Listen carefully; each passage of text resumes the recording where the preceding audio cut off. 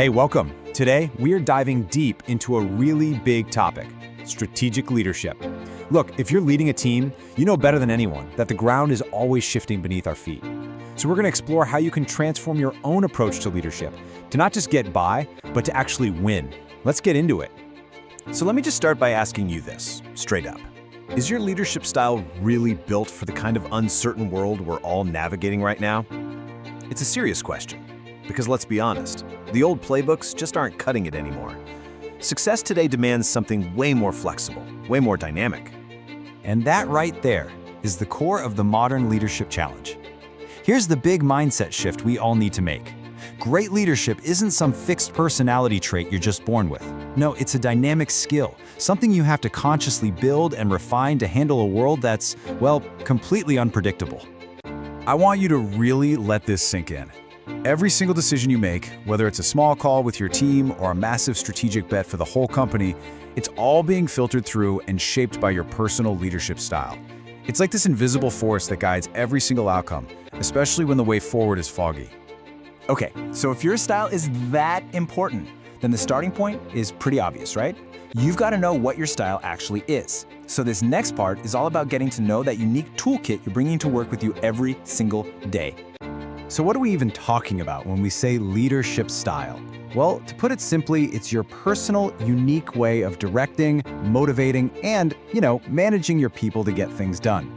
And this is so much more than just your personality. We're talking about the actual things you do, the behaviors people see when you're in charge.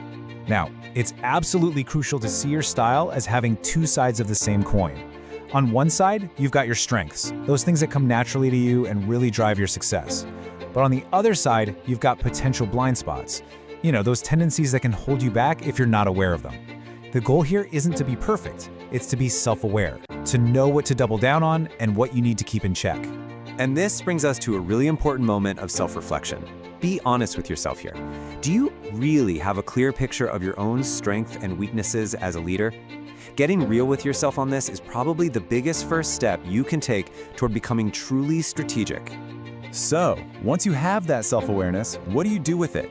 Well, this is where it gets interesting. The next level is to go from just knowing your style to actively adapting it.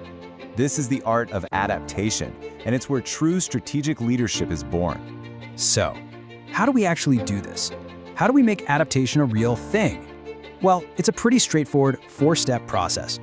First, you read the room, evaluate the situation you're in.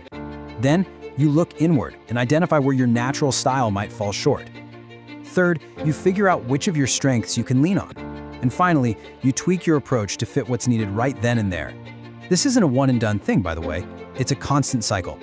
And let's be super clear about something. Adapting your style is not about being fake or changing who you fundamentally are. Not at all. It's about expanding your range. Think of it like this. You're not throwing out your toolkit. You're just adding more tools to it so you're ready for any job that comes your way. Which, of course, brings us to the payoff. After you do all this work, the self-reflection, the practice, the adaptation, what happens? You start to lead with this totally renewed and totally earned confidence.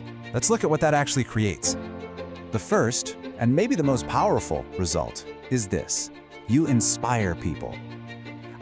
When your team sees you consciously shifting your style to meet the moment, maybe you're being the calm, steady hand in a crisis, or the biggest cheerleader for a new idea, that is incredibly motivating.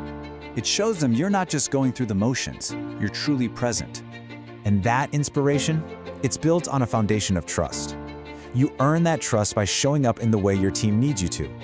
When people know that you can lead effectively, not just on the easy days, but also when things get tough, they begin to trust your judgment on a whole new level. Your ability to adapt is direct proof of your competence.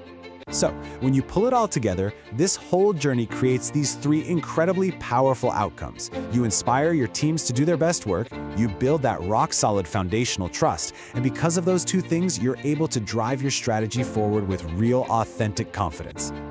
So we're left with one final, crucial question that's all about you. After hearing all this, what is the very first step, even a small one, that you'll take to start adapting? It doesn't have to be some huge, dramatic change. Because at the end of the day, mastering strategic leadership isn't a destination you arrive at. It's a practice, and it starts with that single, simple step.